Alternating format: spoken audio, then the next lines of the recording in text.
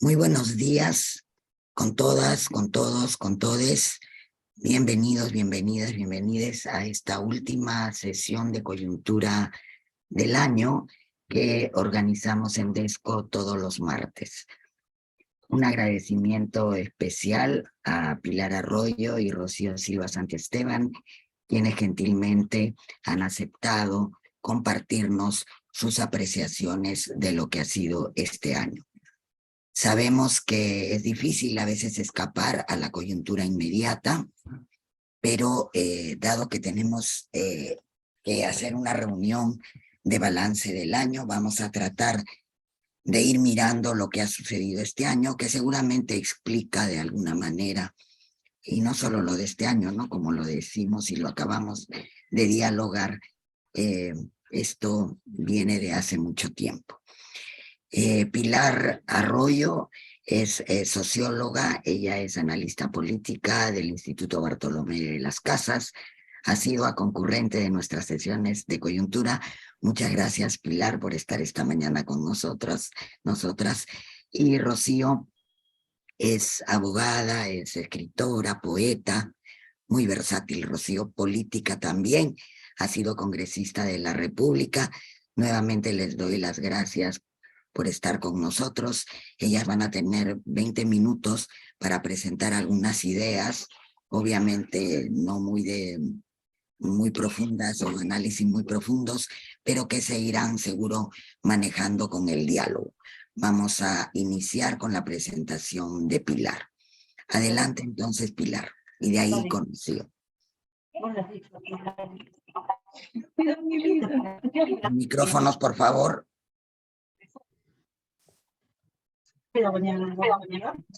Ya, muy buenos días con todas y todos. En realidad no me podía negar al pedido porque ustedes me han aportado mucho todo el año y la retribución es algo importante, ¿no? Bien, ¿se ve mi PowerPoint? Ahora no, se salió Pilar. Ya, a ver, voy a volver a intentar ponerlo un ratito, ¿ya? Un minuto, por favor. Ya, voy a volver a compartir. Compartir pantalla. Acá. Ahora. Molvina, ahora. Ya, Sí, bien. ahora sí. Se ve. Ok, bien. En realidad yo he cambiado un poco el título a elementos para balance, ¿no? Y antes de comenzar quiero señalar dos precisiones. Excluyo la crisis de diciembre porque lo hemos analizado in extenso en las últimas reuniones y lo que voy a presentar son básicamente afirmaciones porque 20 minutos no da para desarrollarlas, ¿no? Entonces, una breve panorama. Primero con la economía. Primera afirmación, siguió creciendo, aunque a tasas menores, 2,9%, a pesar del difícil contexto externo. Recordemos que 2/3 de cómo funciona la economía peruana depende de afuera. Y afuera hemos tenido COVID, hemos tenido la invasión rusa a Ucrania, hemos tenido fuertes impactos, sobre todo con sequías e inundaciones por el cambio climático. China, que es nuestro principal socio comercial, se ha desacelerado de una forma increíble, de 8,1 a 3, ¿no? Y eso impacta. Y hemos tenido una altísima inflación, que en el caso peruano llegó a 8,2%, no visto desde junio de 1998. A pesar de todas estas cosas, seguimos creciendo y a pesar también de la agudización de la crisis política interna. Pero esta situación ha tenido un fuerte impacto en la economía de los hogares. Algunos datos: disminución del consumo, sobre todo de alimento. La FAO nos habla de 50,5% de inseguridad alimentaria moderada, más o menos 16 millones de peruanos. Menores ingresos. INEI a comienzo de enero hablaba de una disminución de 17,6% del ingreso. No he encontrado la cifra para fines de diciembre, pero de repente Eduardo la tiene. Menores oportunidades de empleo decente, 77,3% de informalidad, y serios problemas en el agro, tanto por la escasez de los fertilizantes y la sequía. Las lluvias recién comienzan a aparecer en algunos lugares. Frente a esta situación de los hogares, hemos tenido un gobierno totalmente incapaz de dar respuesta, a pesar que tenía recursos por el aumento de la recaudación tributaria ¿no? Debido al alza del precio de nuestros minerales. Y por último, en economía, quiero señalar que ha habido un avance importante de las economías ilegales, sobre todo en la Amazonía, ¿no? Y la que más ha avanzado es la minería ilegal. No solo ha avanzado a nuevas zonas este año y está explotando nuevos minerales, sino también comienza a disputar espacios a la minería formal, ¿no? Las causas las conocemos: pandemia, pérdida de empleo, los retornantes, la subida del precio de los minerales y el retroceso del Estado en muchos territorios. Este sector de economía ilegal ha acumulado poder económico, en los prolegómenos Eduardo hablaba al respecto, y esto le permite aumentar su influencia social y política. Y en las últimas elecciones regionales han continuado aumentando su presencia en el aparato estatal, como por ejemplo Gambini en Ucayali, ligado a negociados con terrenos, Horna en Amazonas, Vox Populi ligado al narcotráfico, Otsuka en Madre de Dios ligado a la minería ilegal. Pasemos ahora a lo social. Aquí no me voy a referir a todo, pero sí a las demandas ciudadanas, señalando primero que continúa una altísima conflictividad en el corredor minero del sur, ¿no es cierto? Y el problema es que cada comunidad busca negociar por separado con gobierno y empresa, y entonces hemos tenido paralizaciones casi todos los meses. Y luego hemos tenido el fuerte foco de marzo y abril, con protestas en 14 de las 26 regiones y que movilizó tanto a población urbana como a población rural. Las características de estas movilizaciones son que son fragmentadas, y hemos hablado en estas reuniones de que hay varias organizaciones en cada gremio, sin liderazgos, ¿no?, que tengan amplio respaldo, sin capacidad de articular plataformas comunes, demandas sectoriales básicamente, o regionales, o locales muy puntuales, y sin una total visión nacional. A todas estas demandas, la respuesta del gobierno de Castillo, que fue la que las enfrentó, fue torpe en todas sus dimensiones. Y hoy hemos tenido, ¿no es cierto?, las movilizaciones de diciembre, que tiene diversas demandas. Las mayoritarias son cierre de Congreso y elecciones generales, algunos reformas políticas, otros asamblea constituyente, otros desconocimiento de DINA, esto comenzó con una minoría, pero cada vez se hace más amplio, y liberación de Castillo. Muchos no terminan de entender por qué hay un respaldo a Castillo, recuerden las encuestas de este fin de semana, pero me parece a mí que se explica primero por la poca credibilidad de los medios de comunicación, por el comportamiento parcializado que ha tenido la fiscal de la Nación, porque la gente no culpa a Castillo de su mala gestión ni del alza del costo de vida, lo atribuyen a razones externas o que no lo dejaron gobernar, pero además Castillo ha tenido una exitosa estrategia de victimización y uso del factor identitario, ¿no? Y además hay también en las movilizaciones un gran rechazo al racismo y clasismo, tanto de los medios de comunicación, de la derecha y de las clases medias y altas limeñas. Otro tema que ha estado muy presente es el de la seguridad o inseguridad ciudadana. En todas las encuestas, tanto el empresariado como la opinión pública lo considera el segundo gran problema del país. El primero lo ponen corrupción, ¿no? Y es cierto que hay más actos delictivos y mayor violencia. La pandemia, recordemos, relajó los controles y los recursos fueron destinados a otras prioridades. Por eso, los indicadores de inseguridad ciudadana están en crecimiento, ya sea para sicariato, para robo de celulares, vehículos, etc. Y el hecho de que hayan habido 8 ministros del Interior en 16 meses, con los consiguientes cambios en los mandos policiales, no ha ayudado a enfrentar este problema que preocupa mucho a la ciudadanía. En el tema de medio ambiente, también el balance no es positivo. No es prioridad ni del empresariado, que lo considera una traba para la inversión, ni del gobierno, que no tiene ni conocimiento ni compromiso mayor con el tema.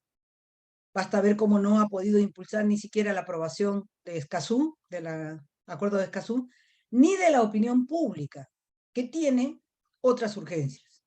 Hemos visto este año la agudización de la violencia contra los defensores ambientales, el aumento de la deforestación y de problemas ambientales en general. Han habido derrames muy frecuentes en la Amazonía y también el del Limay Callao, y en todos hemos constatado una debilidad del Estado no tiene capacidad reguladora, preventiva, supervisora, sancionadora y menos mitigadora. ¿No es cierto? Los pasivos ambientales, tanto mineros como de hidrocarburos, están por todo el país sin mayor atención. Entremos ahora al bloque de política, ¿no?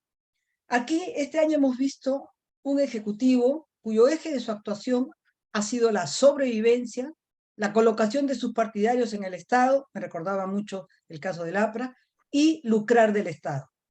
Continuaron todo el año las denuncias de corrupción, ¿no? Sobre todo las vinculadas a Castillo y su entorno. Se acentuó la inestabilidad en los principales puestos de gestión estatal. Hemos tenido 5 gabinetes, 81 ministros en 16 meses, prácticamente un cambio cada 6 días. Esto paralizó la administración pública y acentuó la incapacidad del gobierno de gestionar al Estado mínimamente. Recordemos pasaporte, URIA, brevetes, incapaz a todo nivel. Pero también este año hemos visto un Congreso que continuó con sus 3 objetivos básicos desde que inició su gestión, ¿no es cierto? Vacar al presidente, ¿no? Recuerden que lo planteó desde el tercer día, ¿no? Pero no han conseguido nunca los 87 votos, ¿no? Y solo lo han podido vacar gracias a Castillo. Su autogolpe les entregó en bandeja la lucha anticorrupción, la lucha por la democracia y la ansiada vacancia. Otro objetivo importante de este Congreso ha sido legislar en función de intereses particulares, ¿no es cierto? SUNEDU, intereses mafiosos, extendiendo el plazo a los mineros ilegales, e intereses fundamentalistas, ¿no? Contra la perspectiva de género, la educación sexual integral, y muy abocados, y casi pasó desapercibido por la mayoría de la opinión pública, en hacer cambios inconstitucionales, es decir, cambios a la Constitución, no respetando el procedimiento que la misma Constitución indica, y han sido avalados por el Tribunal Constitucional, y esto les ha permitido aumentar su poder y disminuir el poder del Ejecutivo en diversos aspectos. Tanto que algunos analistas nos hablan de que hemos pasado de un presidencialismo parlamentario, ¿no es cierto?, a un autoritarismo parlamentario. Mención aparte, medios de comunicación, ¿no es cierto? Siguen altamente concentrados, total ausencia de pluralidad y objetividad, lo constató la misión de la OEA, y hay que reconocer que acosó virulenta y permanentemente al Ejecutivo las 24 horas del día. Y también presentaron cualquier intento de diálogo como si fuera delito, cuando todos sabemos que diálogo y negociación son parte del juego democrático, como también la gestión de intereses de las regiones a las que se representa. Por otro lado, hemos tenido una sociedad civil y una opinión pública este año que no estaba con ninguno de los dos bandos, mayoritariamente planteaba, recordemos las encuestas, elecciones generales, pero no tenía ni organización, ni coordinación, ni canales para lograrlo, y además estaba más ganada por los múltiples problemas económicos y sociales que afronta en su vida cotidiana y que el Estado, como hemos visto, no ha atendido. Hoy se moviliza en todo el país y José Alejandro Godoy lo explica bien, ¿no es cierto? Boluarte y el Congreso entendieron que la permanencia de ambos hasta el 2026 se garantizaba con Boluarte en la presidencia. Cometieron el error inicial y de fondo de no asumir que todas las encuestas, las bambas y las no bambas, decían que la gente consideraba que una vez que salga Castillo, ¿no?, la gente quería que se vayan todos, ¿no? Es decir, no entendieron lo que estaba pasando en el país. Hoy, ¿no es cierto?, la mayoría de la gente vuelve a reafirmar que la salida está por un adelanto de elecciones, 83% según el IEP, y si sumamos estos dos de Ipsos, da 85%, ¿no? Esa es la salida, pero vemos cómo está entrampada hoy en el Congreso. En síntesis y concluyendo, porque solo tengo 20 minutos, ¿no es cierto?, estamos frente a un grave deterioro de la democracia. Esto se ha acentuado en este año y diría que los principales culpables son el accionar de la ultraderecha y la ultraizquierda, o sea, creo que la responsabilidad es compartida, ¿no?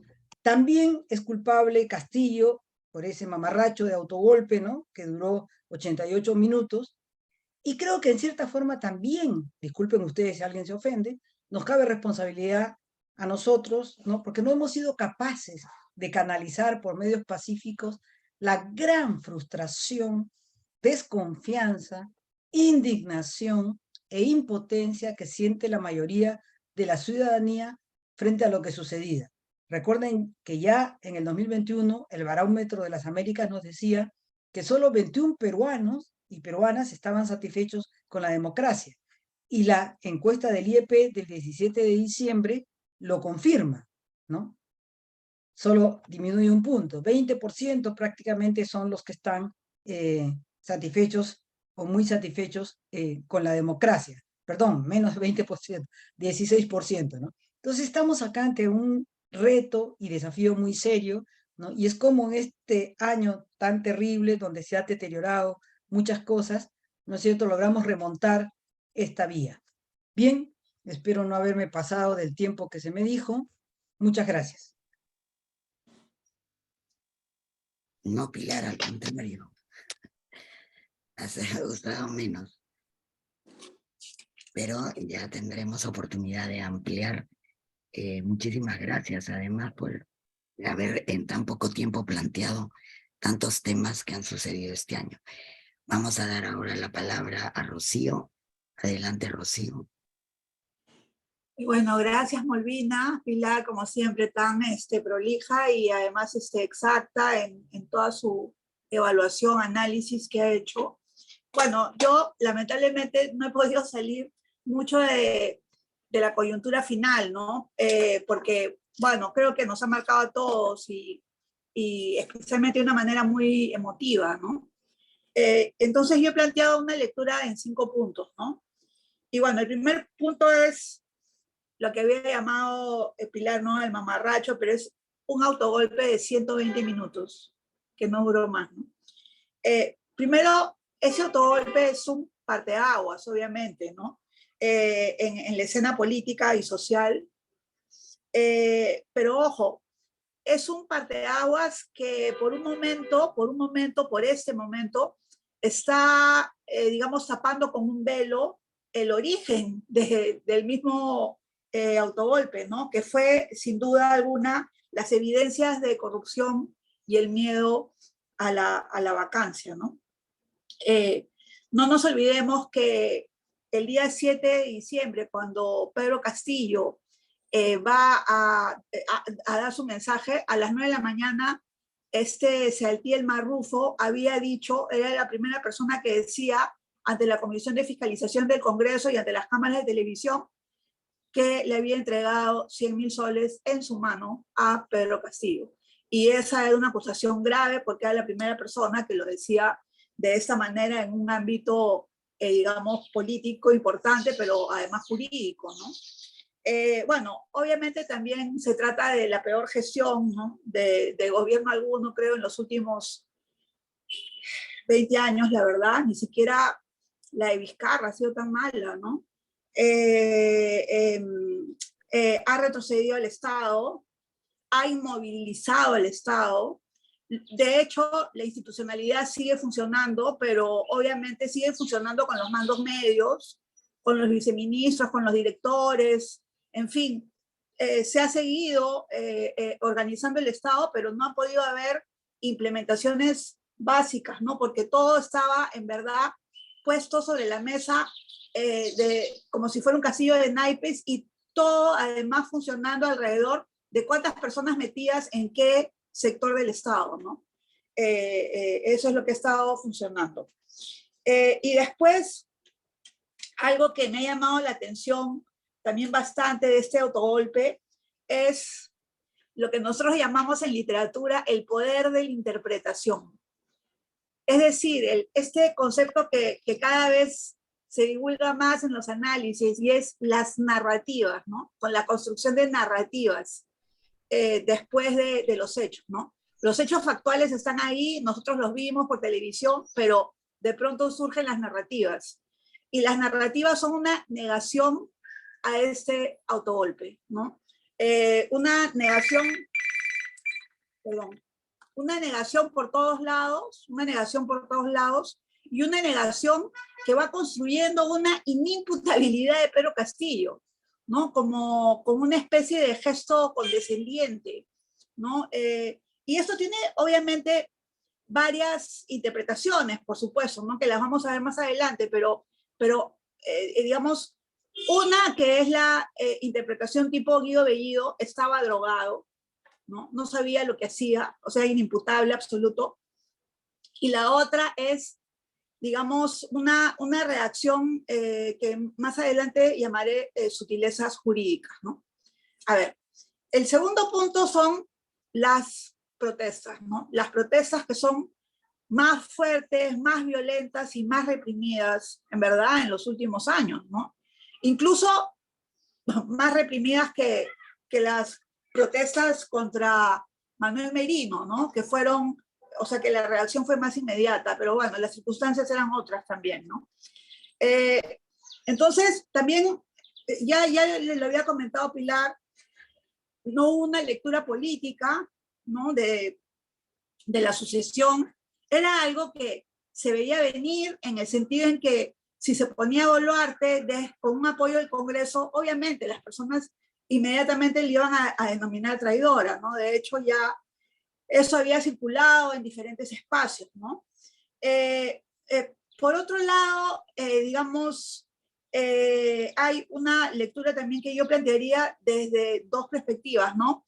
El odio al Congreso, hay un hartazo con la política menuda, con la política de los congresistas, que es la política que se ve en el día a día, y por otro lado, la reivindicación identitaria, ¿no? Como bien dijo Pilar, esta victimización de Castillo ha tenido mucho éxito, pero ha tenido mucho éxito, ¿por qué? Porque es el que es como yo, ¿qué importa, no? ¿Qué importa que no sepa hablar? ¿Qué importa que no sepa manejar el país? ¿Qué importa que sea corrupto? Es como yo, y he estado ahí y lo han sacado. Y ese es otro de los puntos que quería mencionar, ¿no? Que cuando las personas salen, cuando se produce toda esta situación confusa y se construyen estas nuevas narrativas de que en realidad el que ha dado el golpe es el Congreso, ¿no? O sea, sin ver el golpe anterior, es porque hay una confusión en torno a sutilezas jurídicas. Es decir, se sabe que Vizcarra disolvió el Congreso de manera constitucional, porque nosotros lo sabemos por todo el proceso de la negación de 2 solicitudes de confianza. Pero en términos generales la gente no sabe eso. Simplemente dice, ¿pero por qué? Vizcarra cerró el Congreso y después siguió siendo presidente. ¿Y por qué Pedro Castillo cierra el Congreso y lo mete en preso? Esa es la lectura, ¿no? Entonces, claro, nosotros decimos, no, pero por televisión salió, todos lo hemos visto, pero todos lo hemos escuchado, ¿no? Era un golpe de Estado, pero ¿por qué era un golpe de Estado? Esas sutilezas jurídicas son, digamos, se han dado de manera, de diversa manera, incluso releyendo los tweets de Gustavo Petro, o sea, Gustavo Petro también piensa lo mismo, piensa que el golpe ha sido un golpe dentro de la institucionalidad democrática porque ha sido a partir de una segunda, de un segundo rechazo a la confianza, ¿no? Entonces, esto es algo bastante importante y la gente lo que ve es que Castillo está en la cárcel, ¿no? Entonces surge esta narrativa, ¿no? De reinterpretación de los hechos y se culpa totalmente al Congreso por la vacancia y al Congreso por la prisión de Castillo también, ¿no? Y bueno, entonces se producen todas estas situaciones, ¿no? Como la toma de aeropuertos, eso también es bien importante. Y claro, y es lógico, porque si las movilizaciones básicas son toma de carreteras, es toma de medios de transporte. Y entonces, ¿cuál es lo segundo? Toma de aeropuertos. Pero la Policía Nacional dice no, ahí hay un boicot, hay algo organizado, ¿por qué todos los aeropuertos? Es una situación lógica, siempre se han tomado los aeropuertos. En el año 2011, cuando fue el gran conflicto social en Puno por el tema de la minera Santana, las personas fueron al aeropuerto y se produjeron varios muertos, incluso una señora muerta, ¿no?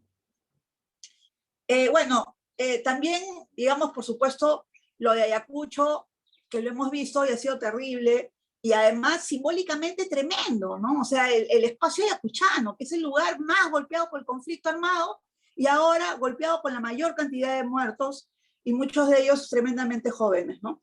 Y en el interín, en medio de todo esto, Dina Boluarte nombra a un premier completamente incapaz. Yo creo que nadie le quiso aceptar y bueno, optó por este abogado que ha sido su amigo, ¿no? Ella lo apoyó cuando fue decano del Colegio de Abogados. Y un individuo absolutamente cuadriculado, nada empático, sin manejo de política, que se reúne con diferentes gremios absolutamente intrascendentes mientras están muriendo los peruanos, ¿no? Y también otra cosa, también importante, ¿no? El gesto de Dina Boluarte de tomarse la foto con la gente de APP y salir sonriendo en medio de las muertes. Entonces, hoy día el mundo de la política es un mundo que es, uno, extremadamente rápido y extremadamente simbólico. Es tremendamente simbólico. Y hay que pensarlo desde esa perspectiva, porque un gesto político, una performance política, pueden destruir a alguien y pueden traer abajo, digamos, el país completo, ¿no? Bueno, otra cosa también, ¿no? Hasta el sábado 17, Dina Boluarte me parece que no entendía, no entendía qué estaba pasando, o estaba en negación, o estaba en yo soy la presidenta del Perú. Pero lo que sucedió el sábado 17 fue interesante, porque sin digamos, con algunos apuntes, pero sin guión previo, ella se sale, digamos, del acuerdo de lo que tenía que decir ante las cámaras y comienza a hablar en quechua. Y eso en verdad me pareció interesante, y en ese momento pensé, wow, o sea, ha habido ahí digamos, un clic emocional que le está haciendo hablar en quechua y que le está haciendo hablar de una perspectiva, digamos, de mayor empatía con las personas. ¿Y qué hace? Los 5 minutos le pide a Gómez de la Torre que explique el tema de los muertos. O sea, todo lo que hizo en 5 minutos lo borró absolutamente. Y bueno, obviamente lo que vimos después de esas explicaciones, que solamente fueron justificaciones y explicaciones que invisibilizaron totalmente a los muertos y totalmente a la sangre, que eso fue una gran humillación, por supuesto, para el pueblo, para la gente que lo está escuchando, fue, bueno, además, al mismo tiempo, perdón, también el tema del allanamiento de la CPC, que como ha dicho Eduardo, ha sido una provocación. Bueno, ¿qué implica esto? Implica claramente, yo no diría pues un gobierno cívico-militar, eso ya es demasiado, pero sí un gobierno que ha habido en el Perú históricamente, que son los gobiernos tutelados por las Fuerzas Armadas. Y eso se demuestra en que el día de ayer, en lugar de ir a Barrio Chino, fue a la Escuela Naval, a la ceremonia de graduación de los cadetes, por Dios, o sea, ¿qué niveles de errores políticos se está cometiendo, ¿no? Por, obviamente, congraciarse con los marinos, ¿no? Y bueno, eso a mí me parece sumamente preocupante, ¿no? Y además hoy en día también dice, voy a cambiar de premier y no puedes decir voy a cambiar de premier y demorarte 48 horas. En fin, ahora la pregunta es ¿por qué la extrema violencia? ¿Por qué la extrema violencia? Porque todos hemos visto que también han habido situaciones de extrema violencia. O sea, en Ayacucho han quemado sede del Poder Judicial, sede de la Fiscalía. La gente en Arequipa se han metido en los centros comerciales a robar celulares. Bueno, esos pueden ser delincuentes vándalos que se metieron a la movilización, pero han habido situaciones diversas en Andahuaylas, etcétera, etcétera, que se han incendiado 12 comisarías, le han metido dinamitazos a la policía, le han tirado granadas a la Policía Nacional.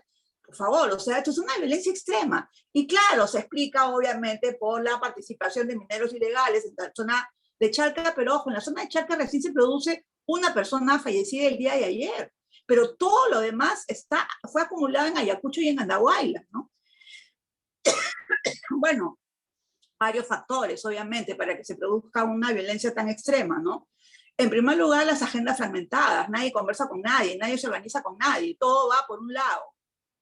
En segundo lugar, también, ¿no? La presencia, como decimos, de mineros informales, que en realidad prácticamente son mineros ilegales, y que manejan pues dinamita, o sea, manejan, ¿no? Otra cosa es que también se ha visto que cuando los movilizados que venían del BRAEM, que venían en camionetas numeradas, además sumamente organizados, algunos de ellos se les ha parado y bueno, algunos de ellos, en una camioneta por lo menos habían armas de largo alcance. ¿No? Eso es lo que he visto, ¿no? Después, obviamente también, cada vez que hay un tipo de situaciones de este estilo, cuando el río se pone revuelto, el Movadef entra.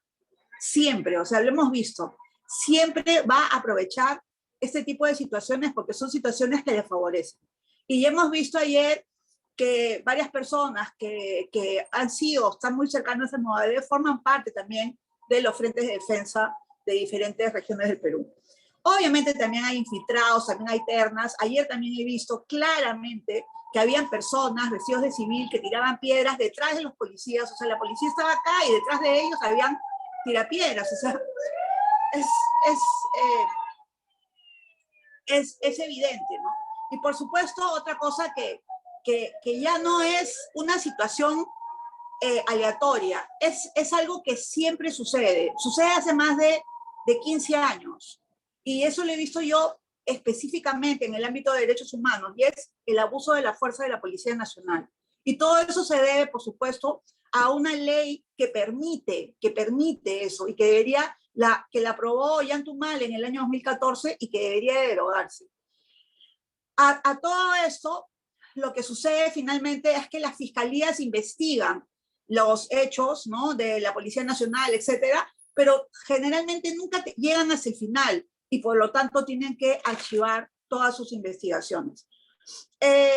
Sobre este punto, sobre el tema de las violencias, José Carlos Agüero ha dicho algo que me parece sumamente interesante, y es lo siguiente, que Pedro Castillo actuaba como un dique de contención, el dique de contención que aguantaba toda esta situación, que estaba, digamos, tranquila, pero ahí funcionando de manera subterránea.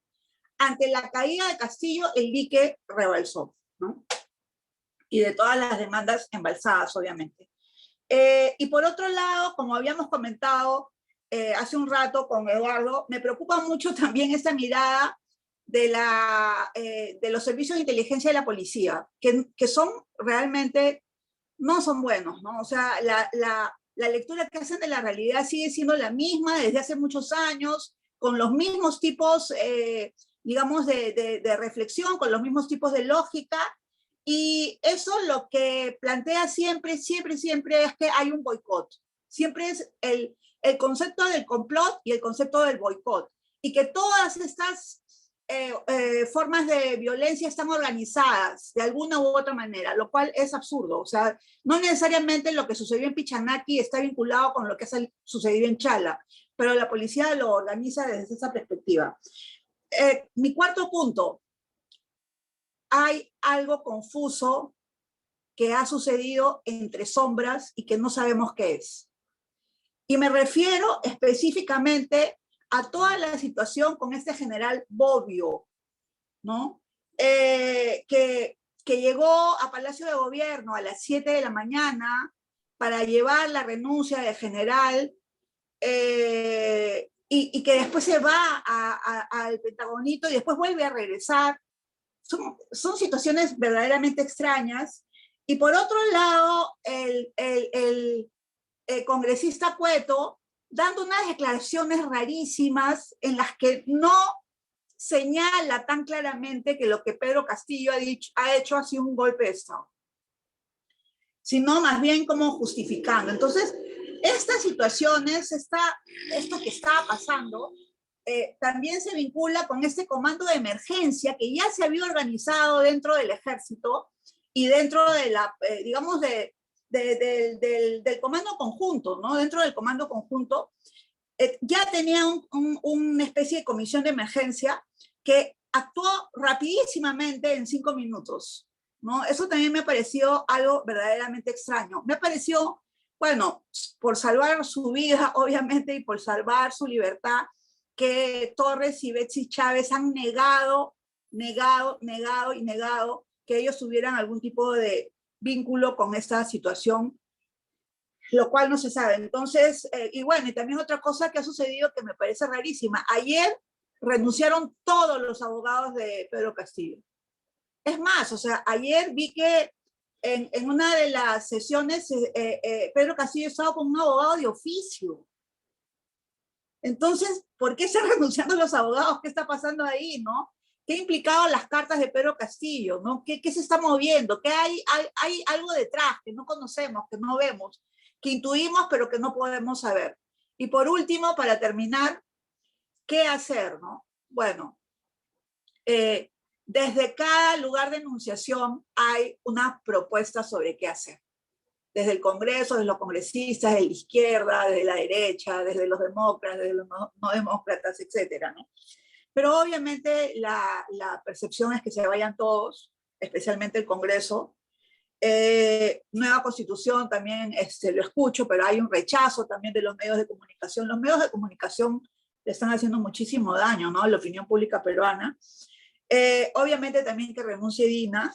Y lo que yo pienso es que si no se producen los cambios constitucionales para poder realizar elecciones lo más pronto posible, antes del 31 de diciembre, porque ya es hasta las 12 de la noche del 31 de diciembre van a tener tiempo. Después es 2023 y ya no puede haber segunda legislatura del 2022. Entonces, si no se toman ahí las decisiones, el único camino para que hayan elecciones es la renuncia de Dina Boluarte. Bueno, yo personalmente, como desde mi posición como una mujer de izquierda, yo sí creo que la señora Dina Boluarte se tiene que ir ya. Pero no lo veo factible, sino dentro de estos acomodos constitucionales, ¿no? En todo caso, si el Congreso no decide tomar esta decisión importante hasta el 31 de diciembre, pues la única manera va a ser que Dina Boluarte renuncie, ¿no? Y otro asunto también que me parece importante es que algunas cosas que ha dicho Juan de la Puente, ¿no? Sobre las nuevas polarizaciones. Y una nueva polarización es pacto-dispersión. Y me parece que es bien importante, porque sí creo que, como ha dicho Pilar, la democracia, el juego político, es el juego del diálogo, de la búsqueda de mínimos, ¿no? que se pueda transar entre unos espacios y otros. Lo otro es el suicidio político, ¿no? Y claro, yo sí discrepo con Juan de la Puente de que nos vamos a una guerra política total, esto ya no lo salva nadie, ni la nueva Constitución. No hay que ser tan pablomaceristas. Más bien hay que pensar y repensar cómo rearticularnos, y yo sí creo, bueno, desde mi posición política, que la izquierda ha terminado licuada de esta situación, y que en estos momentos la única posibilidad es regresar a lo que hacían los militantes de los 70, trabajo de bases. Gracias. Muchísimas gracias, Rocío. Muchísimas gracias, Pilar, nuevamente a las dos, porque nos dan el panorama completo del año, con el énfasis en esta última etapa y con algunas explicaciones, ¿no? O hipótesis para entender lo que está sucediendo en nuestro país. Entonces ahora vamos a abrir una ronda de intervenciones. Pueden levantar la mano, por favor. Avisar por el chat también. Tenemos a Armando ya. Armando, adelante. Les voy a pedir. Sí, gracias Pilar y gracias ¿Puedes prender Rocío tu cámara, Armando? por esta muy interesante intervención. Bien rapidito, tres preguntas que son más bien un comentario. Primero, ¿quién se está haciendo cargo? ¿Ya hay alguien que se prevé o que se vislumbre que se está haciendo cargo, en el sentido de que sabemos que en este momento la situación es muy fluida y hay una suerte de disputa del cadáver a ver quién se queda con cada pedazo, ¿no? Y quién, digamos, satisface mayor o menor medida su agenda personal de intereses. Pero hay alguien que esté viendo en un todo, en un panorama, qué se hace. En otras palabras, ya ganaste, como se señalaba, ¿no? Ganó la derecha, pero ahora hazte cargo.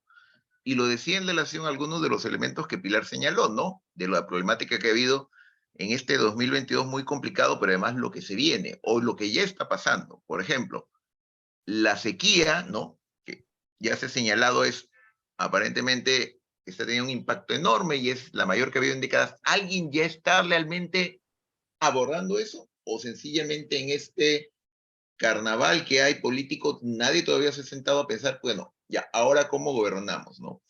Y en lo referente a lo que señalaba Rocío, ¿no? Es bien interesante lo que respecto al tema de la izquierda licuada, y que también se podría decir que es un momento de un parteaguas en donde la polarización que ha generado el proceso de Castillo, ¿no? Y sectores cercanos a ellos, es como una suerte de momento de decisión, se podría decir, en donde la izquierda tendrá que escoger un poco, quizás replicando, no en la misma medida lo que pasó en los 80 entre la izquierda democrática y la otra izquierda, si también estamos en una situación en donde se abandona la idea ya de una unidad no idílica, utópica de todas las izquierdas, y en realidad va a haber una izquierda más institucional, digamos, la izquierda más orgánica que seguirá moviendo al centro, y habrá otra izquierda que, bueno, se quedará en una situación de una apuesta por posiciones más radicales, ¿no? Esas eran mis dos preguntas, ¿no? Comentarios que planteaban. Gracias, Armando. Vamos con Alex. Sí, buenos días. Gracias, Pilar y Rocío, por la presentación. Yo tengo algunas preguntas más de largo aliento del año y otras más de coyuntura. La primera de largo aliento sobre el comportamiento de la minería, digamos así, ¿no? O sea, se presenta el año como una especie de paradoja. Por un lado, ha habido muchos bloqueos, paralizaciones de las Bambas y otros sitios de la producción, y al mismo tiempo, imagino que vía precio de los metales, ¿no? La rentabilidad no ha sido aparentemente afectada, ¿no? Y la recaudación tampoco. Entonces, un poco cómo se ha visto ese panorama, ¿no? La segunda, que tiene que ver con largo aliento, es algo así como el trabajo, yo llamaría regional de Castillo, es decir, todas estas reuniones, estos primeros parlamentos descentralizados, perdón, Consejo de Ministros descentralizados, luego la recepción de dirigentes en el patio del Palacio de Gobierno. Entonces, yo quería preguntarte, Pilar, si es que tú ves alguna relación entre este trabajo de vinculación, ¿no? Y lo que ha pasado después, o sea, con el proceso de las movilizaciones luego de protesta en los últimos días, ¿no? Y en la misma línea, me interesaría saber cómo, si es que, y eso es más para Rocío y para generar a la gente más informada, quizá Eduardo, cómo es que tú desagregas la movilización, es decir, quiénes están movilizando y quiénes tienen qué tipo de demandas, o sea, del paquete del conjunto de demandas, que se vayan todos, que renuncien a Boluarte, nueva constitución, etcétera. ¿Quiénes defienden qué? Porque si bien la violencia vamos a decir así, la movilización se descontrola y hay saqueos y la gente tira piedras y hay infiltrados, todo lo demás, hay cosas que sí son extrañas. Por ejemplo, ¿no? ¿Por qué lo primero en ser atacado antes de los aeropuertos fueron las sedes de la Fiscalía y del Poder Judicial? ¿Ya? Y eso no es casualidad en un mundo donde la plata la mueve el narcotráfico y la minería informal. Entonces ahí detrás de eso hay una... Bueno, y lo otro es algo que no tiene que ver exactamente con la charla, pero algo con lo que dijo Eduardo al comienzo, antes de la presentación, ¿no? Ya ganó la derecha, o sea, la derecha ya había ganado. Es decir, si sumábamos los 3 candidatos de derecha de las últimas elecciones, tenían como, ¿no?, 70% de los votos, o sea, mucho más que lo de Castillo, o sea, y más bien la izquierda tenía 12-13%. La izquierda, vamos a decir, votante, ¿no? Que se multiplica un poco con la cifra repartidora, pero luego la gente que se ha movilizado, digámoslo así, lo que está en crisis es la representatividad de la izquierda y no el sentimiento de que hay que hacer las cosas de manera más justa. Entonces ahí hay toda una discusión entre de qué izquierda estamos hablando, ¿no? Y eso es lo que quería plantear. Gracias. Gracias, Alex. Vamos con Jorge Sáenz. Sí, gracias Molina, buenos días con todos, con todas, y gracias a las expositoras.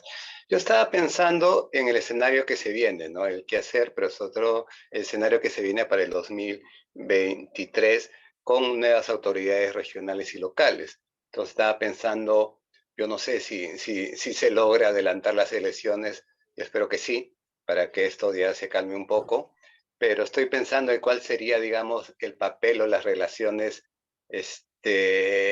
entre los gobernadores regionales, los alcaldes, alcaldesas, con Dina Boluarte, ¿no? Entonces ahí no sé, porque Apurima, en otras regiones, la mayoría o una gran mayoría está pidiendo que se vaya ella también. Entonces, pensando un poco cómo se va a dar o cuál sería las condiciones para que haya una cierta gobernabilidad, cierta armonía y se pueda avanzar en las cosas. Y otro comentario también, hoy día escuché, bueno, muchos están diciendo de que los plazos son cortos, son breves, y lo que hay que sacrificar son las elecciones primarias, varias cosas para poder hacer las elecciones el próximo año. No sé qué opinan sobre eso. Gracias. Ok, gracias Jorge. Vamos con Rodolfo. Buenas con todos, buenas con todos y con todas. A mí me parece importante en todo este proceso, digamos, analizar el papel de la izquierda, porque creo que eso también ha sido un factor que ha contribuido al desenlace actual, ¿no? El papel de la izquierda, ¿en qué sentido? O sea, en la izquierda tenemos el sector radical, o radical entre comillas, incluso podríamos mencionar ahí a los rezagos del senderismo, al serronismo y el partido magisterial y el FENATE, bueno, ese bloque que ha estado cogobernando, pero en un cogobierno con disputa, ¿no? El sector de Juntos con Sánchez, digamos que ha sido parte del gobierno hasta las últimas consecuencias, ¿no? Y eso ha producido que a nivel de la calificación y la actuación frente al gobierno de Castillo haya prevalecido a nivel de los sectores populares, así en el sentido más amplio, una duda, ¿no? Era claro que en la disputa, yo decía, hay este empate trágico entre el gobierno y el Congreso y no había una resolución, y la gente, bueno, a veces a nivel de analistas se decía, bueno, falta que hable la calle, ¿no? Pero había ese empate, y en medio de ese empate había de parte de la izquierda, ¿qué podríamos llamar? La izquierda, no sé cómo la han denominado ahorita, la izquierda más de centro, más orgánica, no sé, esa vacilación en no sentar posición clara frente al gobierno de Castillo por el temor a hacer el juego a la derecha. Finalmente, cuando se produce este primer desenlace de la crisis, el empate, bueno, habla la gente con toda una frustración contenida de no solamente este gobierno de Castillo, sino desde antes, y eso es lo que estalla, y estalla con los niveles de violencia que hemos visto, ¿no? En algunos casos descontrolada, pero ahí es a río revuelto, y la violencia, yo creo que sobre todo el factor fundamental es la frustración y esa frustración que estaba contenida por la gente en el sentido que no se movilizaba por no hacer el juego a la derecha. Pero una vez que un polo de la contradicción cae, que es Castillo, queda el otro pendiente, y ese es el reclamo ahora, ¿no? Que se vayan todos en el sentido del Congreso. Ahora, en parte de la reacción de la gente también hay que ser claro que no hay pues una dirección política. Esa ausencia de la dirección política es clarísima, porque no hay interlocutor, y lo que se suma son diversas reivindicaciones y necesidades y respuestas, y hay cosas que son también, en algunos casos, respuestas muy pragmáticas. Ayer, por ejemplo, en Juliaca, en la provincia de Melgar, hubo el acuerdo de las organizaciones de no dar una tregua, ¿no? Porque los lunes son ferias en Melgar. En Ilave estaba todo todavía paralizado. Y no sé si era cierto, he visto hace un rato ahí un acuerdo de Melgar o de Juliaca donde dice tregua hasta el 4 de enero. Por un sentido también pragmático, estamos en las fiestas, el negocio de Navidad, etcétera, etcétera. Entonces también en ese sentido había sectores de la población también son muy pragmáticos, ¿no? Pero eso muestra como una carencia de la dirección.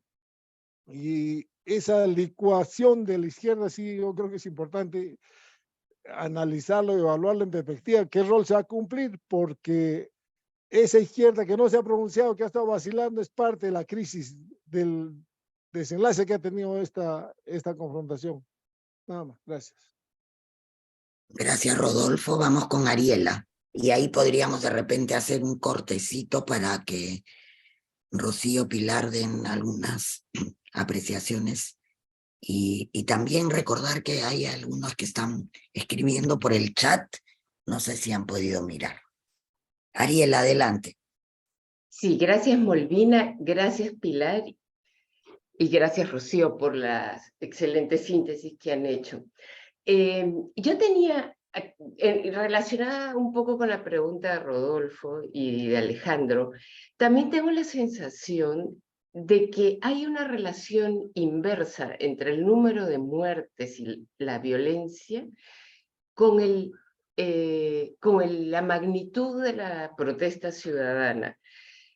No aparecen hasta cuando uno ve, no, cuando uno iba a decir el domingo cuando gana la selección en Argentina y ves multitudes apoyando algo, ¿no? O sea, expresando algo. Pero comparándonos con nosotros, con noviembre de 2019, el 14, ¿no? Ahí veíamos marchas, movilización ciudadana con consignas claras. Aquí no se ve una protesta articulada, como ustedes han dicho, no hay un interlocutor claro, ni consignas únicas, son diversas, no está articulado el movimiento, y lo más importante es que no son multitudinarias, digamos, ¿no? O sea, protestando contra algo, o para que liberen a Castillo, o en rechazo a Dina Boluarte, que podrían haberse ido incrementando, porque al principio era injustificable apoyar a Castillo, pero ya cuando se da en los muertos, con esa violencia, ¿no? Allí podría haber habido una marcha más multitudinaria, o sea, es el rechazo a la violación a la vida de gente tan joven, además, ¿no? Y ya para concluir, entonces, este comunicado conjunto de los presidentes de México, Colombia, Argentina y y México, que en realidad está promovido por Petro, ¿no? ¿Cómo lo ven ustedes? Porque yo al principio podría uno haber dicho, yo no estaba de acuerdo, o sea, no se podía justificar de ninguna manera un golpe y con una injerencia desde el exterior, porque fue un autogolpe, aunque sean de 90 minutos, ¿no? Eso creo que todos más o menos lo tenemos claro. Pero hoy creo que sí habrían razones como para emitir un nuevo comunicado donde se diga además que Castillo está preso porque no tuvo, esto yo no lo sé, yo no soy abogada, pero sí lo he escuchado a Horacio Ceballos, que tampoco es abogado, decir que el fuero, yo no sé, conozco la terminología, pero que no se respetaron sus fueros políticos y se lo envió a la cárcel sin el debido proceso. Más o menos es lo que él dice, y yo, sin ser abogada, tuve esa misma sensación. Había que hacer todo rápido, express, para ponerlo preso. Entonces, esos son mis comentarios. Y gracias nuevamente. Gracias, Ariela. Molvina. Entonces vamos con Pilar.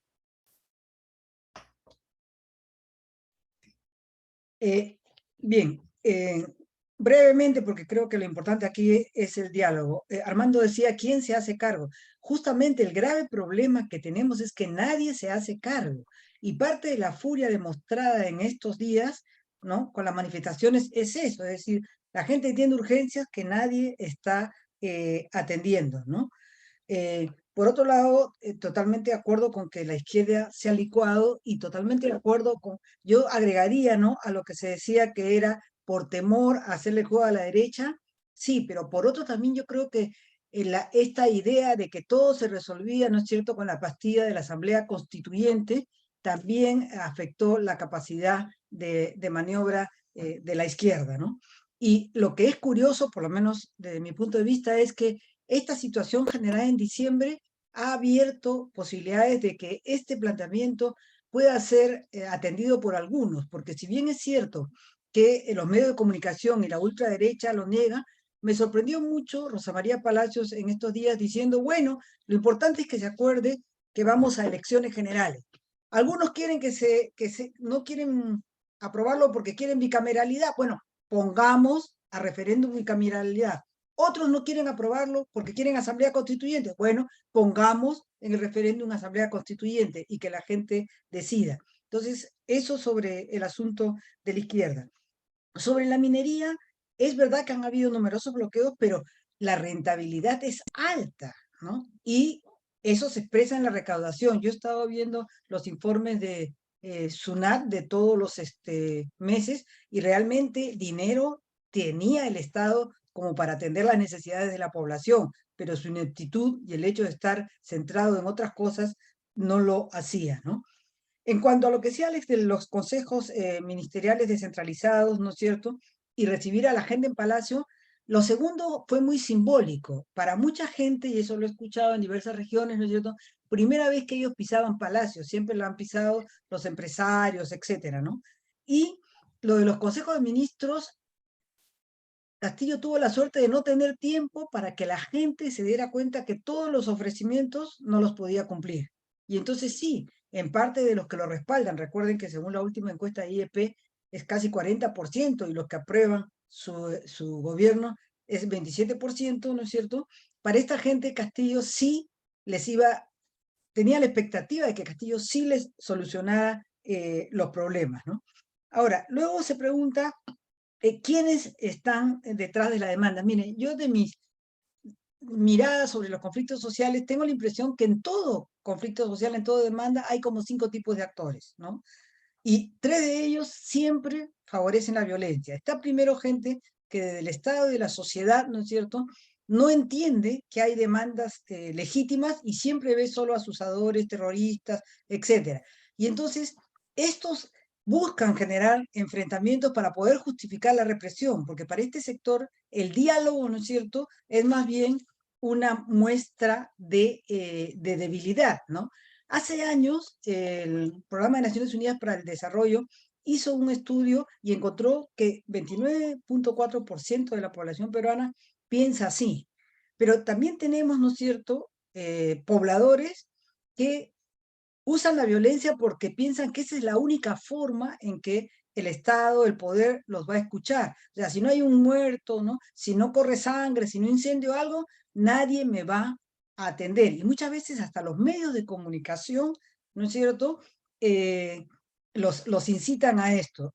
Marisabel Remí decía que esta gente piensa que su capacidad de ejercer presión, ¿no es cierto?, de ser visible, es debido al grado de violencia que se pueden desarrollar. Y en Naciones Unidas decía que aquí también hay un 29% de peruanos que piensan así.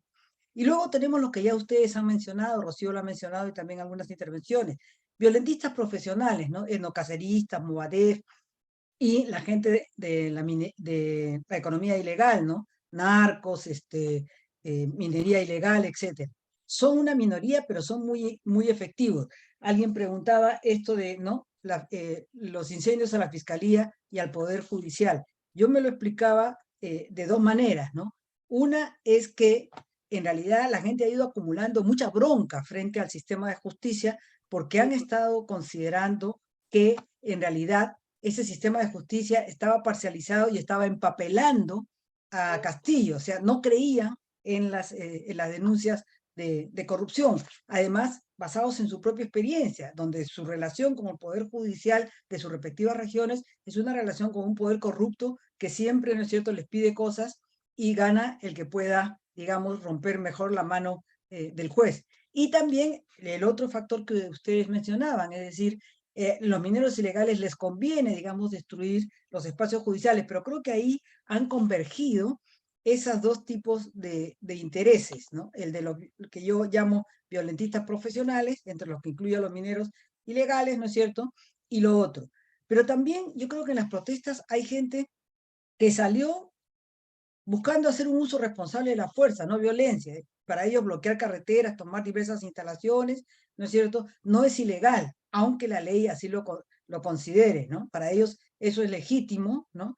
Y creo que eso no lo toma en cuenta la justicia y al meterlos a ambos en el mismo saco, lo que hacen es fomentan, ¿no es cierto?, que tome, digamos, la hegemonía los sectores violentistas, ¿no? Eso sobre este asunto que planteaba Alex. Voy más rápido porque creo que me estoy extendiendo mucho, ¿no?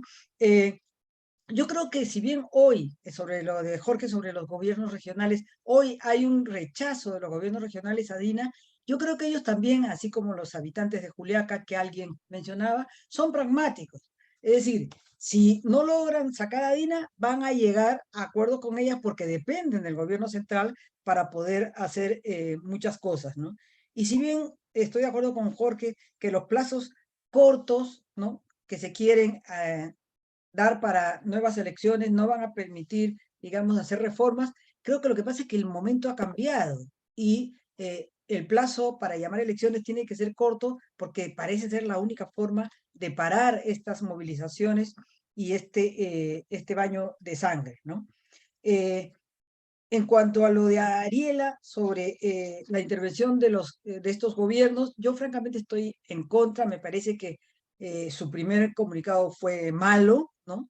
Es no entender la lógica, ¿no? Porque incluso siguiendo la lógica peruana, no se había dado los dos rechazos a la cuestión de confianza, ¿no? Y me parece que responde más bien o a una ignorancia sobre la realidad peruana o más bien hablar a Pedro para que lo escuche Juan, es decir, más bien curándose en salud frente a sus propias complicaciones internas. Lo dejo ahí para que Rocío pueda continuar dando las respuestas. Gracias. Gracias, Pilar. Adelante, Rocío. Bueno, gracias, Pilar. Yo voy a comenzar con la pregunta de Ariela, porque es parte de estas confusiones jurídicas, ¿no? Y me parece bien importante aclararlo. Y, a ver, yo estoy completamente en desacuerdo con el comunicado, me parece que ha sido un grave error, y como digo, ahí había una confusión, ¿no?, del tema constitucional. Pero sí, Ariel, ha pasado algo, y es que a Pedro Castillo lo han desaforado de una manera inconstitucional. Eso es real, lo que ha pasado es real. ¿Por qué? Porque para cualquier denuncia de la fiscalía, para cualquier procedimiento, para cualquier prisión preventiva, tenía que darse un desaforo legal y constitucional. Es más, algunos pensábamos, no sé, por ejemplo, Marisol Perestello, el mismo César Azabache, Omar Cairo, pensábamos que al presentarse un habeas corpus se iba a aprobar el habeas corpus. ¿Por qué? Porque no había desafuero legal. ¿Qué fue lo que sucedió? No nos olvidemos, el día 12 de diciembre, Adriana Tudela, estuvo diciéndolo durante todo el día, pero a las 11 de la noche presentó una solicitud al Pleno para pedirle a la mesa directiva que dé una resolución de desaforo. Eso es ilegal, inconstitucional, no existe. ¿Qué hicieron? Aprobaron, la mayoría aprobó esa solicitud de Adriana Tudela, le dieron la posibilidad a la mesa directiva en media hora hizo todo ese papeleo, todo eso a las 12 de la noche, y a la 1:30 de la mañana desaforaron a Pedro Castillo de esa manera inconstitucionalmente. Entonces, de verdad, el procedimiento nosotros lo hemos visto, obviamente, yo estoy clarísima de que Pedro Castillo dio un golpe de Estado, pero el procedimiento ha sido un procedimiento inconstitucional, un procedimiento ilegal, un procedimiento en que la derecha se ha posicionado de la mejor manera como quiso, y todo esto lo hicieron entre gallos y medianoche. Entonces, esa es la situación concreta, ¿no? Esa es la situación concreta. No se cumplió con el artículo 99, con el artículo 100 de la Constitución, ni tampoco con el artículo 89 del reglamento del Congreso. Pienso que si este tema va a la CIDH, o sea, la CIDH le va a dar la razón a Pedro Castillo. Le va a dar la razón a Pedro Castillo. Por un tema de procedimientos, por un tema procedimental, ¿no? No por un tema de fondo, digamos. Entonces, bueno, ese es el debido proceso, pues eso es lo que se tiene que tener en consideración cuando suceden estas cosas. Por otro lado, también, digamos, algo que me compete, que se ha mencionado, que me preocupa, es el tema de la izquierda, ¿no? Alex Díez ha dicho que la derecha ya tenía una mayor representación en el Congreso, sin duda. Los 3 partidos de derecha, el Fujimorismo, Renovación y Avanza País, los 3 tenían más del 30%, ¿no? de congresistas. Bueno, después han realizado acomodos, etcétera, pero sin duda alguna es un grupo importante. Y hay otra cosa también importante que se ha mencionado, y es que el Fujimorismo y todos sus operadores tienen un gran conocimiento de la complejidad de las estructuras jurídicas y saben encontrar la puerta falsa del laberinto y hacer, digamos, jalar toda esta estructura jurídica para su molino. Y eso lo hemos visto perfectamente con Patricia Juárez. O sea, Patricia Juárez, como presidenta de la Comisión de Constitución, ha hecho cosas increíbles y no ha dejado de hacer una serie de cosas, ¿no? Y eso, claro, en estos momentos ya no funciona tanto con Nano Guerra García, que no tiene tanta muñeca, que no es abogado, pero no solo eso, sino que me parece también que ya está diciendo, bueno, están viendo la realidad, ¿no? Ya no pueden oponerse a la realidad, y es que quieren que se vayan. Entonces, la derecha tiene muchos mecanismos, además de tener financiación, y obviamente también la derecha achorada, la derecha de Joaquín Ramírez, que es el próximo alcalde provincial de Cajamarca, por ejemplo, el narcotráfico instalado en Cajamarca ya, o sea, con todo. Entonces, ese tipo de situaciones son situaciones que se tienen que tener en consideración. Por otro lado, desde el ámbito de la izquierda, hay algo que también es muy importante y son las narrativas de la izquierda. Es decir, hemos tenido líderes políticos que no se autodefinían de izquierda, que cuando les preguntaban, ¿no? ¿Usted es marxista o es socialista? Decían, yo soy de abajo, ¿no? O yo soy del pueblo, o sea, no había una respuesta, había un miedo, porque claro, después de años de terruqueo, hay un miedo a posicionarse desde ese espacio. Entonces, ¿qué ha sucedido? Los sectores de la izquierda jurásica, que es el serronismo, pero también otros espacios de izquierda, la misma, ciertos sectores de la CGTP, ciertos, no todos, se han posicionado como de izquierda y el discurso ha sido, obviamente, de un discurso cuadriculado, un discurso prácticamente estalinista, ¿no? Entonces, eso ha sido un gran daño también. Y yo pienso que los nuevos sectores de izquierda, que en todo caso los sectores de izquierda que también son radicalmente democráticos, ¿no? Y que incluyen también... Perdón. Demandas de las mujeres y demandas de los pueblos indígenas, etcétera, se tienen que posicionar de una manera mucho más fuerte para salir de la licuefacción, ¿no? Y en todo caso, lo que yo sí creo es que se tiene que reivindicar un espacio político con identidad propia y con un lenguaje diferente. Y por ejemplo, pedir una constitución sí, pero pedir contenidos para esa nueva constitución. O sea, una ampliación del sujeto de derecho, una ampliación, digamos, del sujeto de derecho a también los bienes de la naturaleza, etcétera. El ámbito también de la protección del agua, la protección de, bueno, en fin, tengo una serie de contenidos para darle esa constitución, pero tenemos que darle esos contenidos, porque si solamente nos quedamos en el lema, que es lo que está haciendo, digamos, ciertos sectores de izquierda, nos organizamos desde una perspectiva en que se nos ve cuadriculados, torpes, tontos, y lo que sí es que, bueno, yo desde un principio dije que Pedro Castillo no era de izquierda, obviamente, no todos lo sabemos, pero la percepción de la opinión pública es que sí, por lo tanto, este gobierno y este golpe de Estado, todo han sido de izquierda.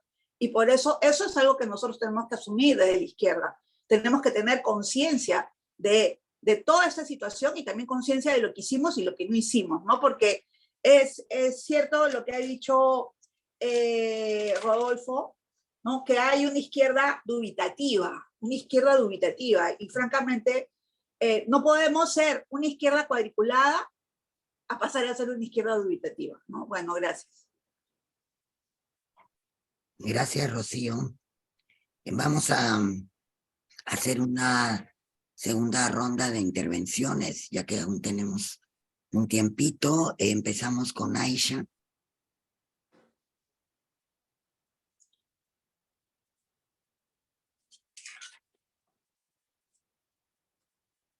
¿Estás ahí? Sí, disculpa. Estoy tratando de configurar mi cámara para seguir con las reglas. Bueno, muchas gracias Pilar y Rocío. Yo tengo algunas discrepancias quizás con lo que menciona Rocío en su intervención. Y bueno, creo que sí es un gobierno cívico-militar. Creo que el uso de la fuerza y la presencia de los militares ha sido muy vista en este gobierno. Dina no ha sido la primera graduación en la que ha participado Dina desde que ha asumido el cargo, es más, es la segunda, si mal no recuerdo. A nivel de Apurímac, que fue una de las primeras regiones en las que se mostraron o hubo los muertos, Apurímac es la tercera región con mayor nivel de conflictividad social, y aparte que Apurímac arrastra ya algunos problemas políticos que venía demandando al gobierno Castillo de Castillo desde antes. Entonces, y muestran su insatisfacción incendiando los establecimientos de la policía, de la fiscalía, porque es donde primero recurren, ¿no? El tema de la justicia social, que estaba muy olvidada, sobre todo en Apurímac, ¿no? Otra cosa es que sí estoy de acuerdo con lo que mencionan también, ¿no? Al inicio Castillo entró y defendió su propia agenda porque no sabía cómo gestionar un gobierno de ese tipo, nunca lo había hecho, ¿no? Era la primera vez para él. La muestra clara de eso es que aprobó la creación de su partido político magisterial, ¿no?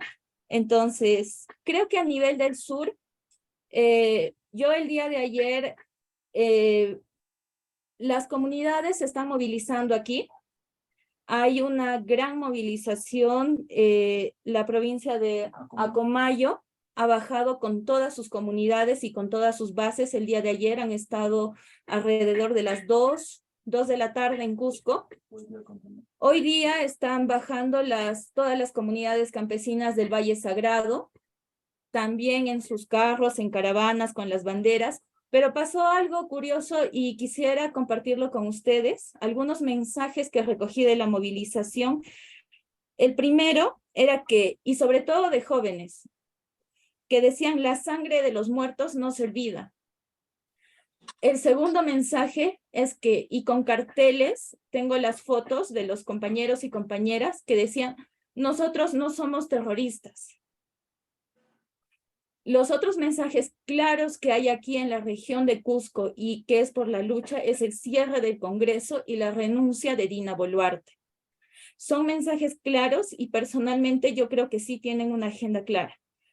El tema de la reposición de Castillo, sí hay algunos compañeros y compañeras que lo mencionan, pero ahora ya no es, creo, como una agenda tan fuerte como el hecho de la justicia por las personas asesinadas. Eso personalmente desde el sur. Quizás también sobre el mensaje de Dina que mencionaste, hay un error evidente en el mensaje. Cuando uno habla quechua, de mujer a mujer es ñañay. Entonces ella dice panay, y eso es de varón a mujer. Entonces yo no creo que el mensaje que haya dado en quechua haya sido sentido. Al contrario, yo creo que ha sido planificado y mal transcrito. Y lo otro es que también en las redes han estado circulando videos en que Dina ha sacado a su familia de Chalhuanca y las movilizaciones de ayer ahí. Y eso no lo mencionamos, o sea, usando los recursos del Estado ha ido y ha sacado a su familia, y su propio pueblo, el lugar donde ella ha nacido, la está cuestionando y está pidiendo que renuncie.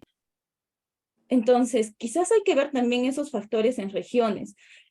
Algo que me olvidaba, pero pequeñito, cuando pasé a hacer los registros y los videos, sobre todo para algunos productos que estamos sacando, uno de los compañeros de ahí, de la lucha de Acomayo, me dijo: por favor, señorita, si usted no es de la marcha, por favor, póngase al margen, porque nos estamos cuidando de personas infiltradas que quieren manchar nuestra lucha. Y fue claro el mensaje de ese compañero hacia mí. Entonces, yo considero que a nivel de Cusco no podemos generalizar.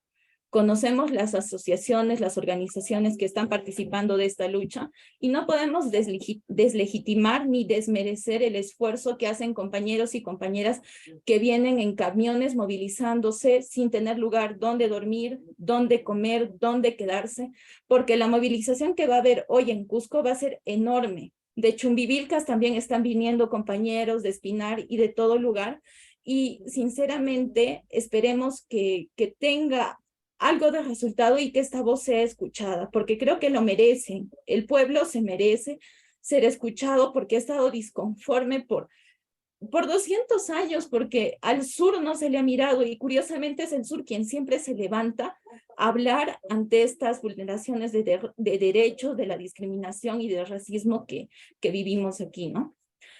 Muchas gracias. Gracias, Jaisha. Fred. Sí, buenos días y felicitar las exposiciones de Pilar y de Rocío, bastante importantes. Yo quería un poco consultar o decirles si tienen información de que quién está asesorando a Dina Boluarte o quién está atrás de ella, ¿no? Porque evidentemente para asumir una gran responsabilidad debe haber algunos asesores muy directos. Lo otro es de que también en una situación tan dispersa de actores múltiples, sería importante conocer o saber qué están haciendo, qué están planteando soterradamente seguro, tanto Sendero Luminoso, el MRTA, el movimiento de Antauro, Perú Libre, y las diferentes vertientes también de Perú Libre, pero también qué rol están asumiendo los partidos de derecha, ¿no? Porque es evidente de que se está jugando sus intereses. También podríamos señalar de que los narcos, el narcoterrorismo, ¿no? También tienen seguramente un rol que esté, o sus intereses que estén moviéndose.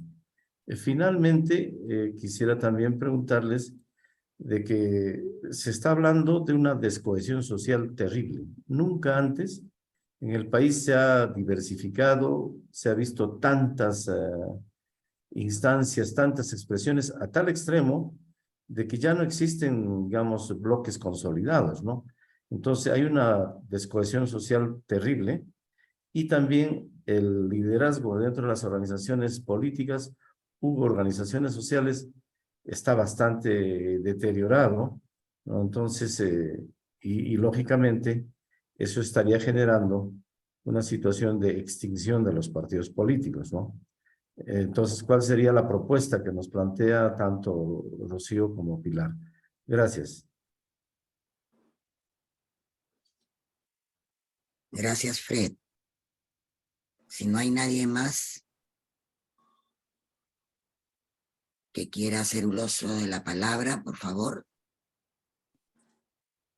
Molina. Sí. ¿Puede? Mario. Sí. Adelante, Mario. ¿Qué tal? ¿Cómo están? No hay sol hoy día. Hay unos días que nos hemos engañado creyendo que había sol. Yo creo que esa es un poco la situación en la que estamos en el país.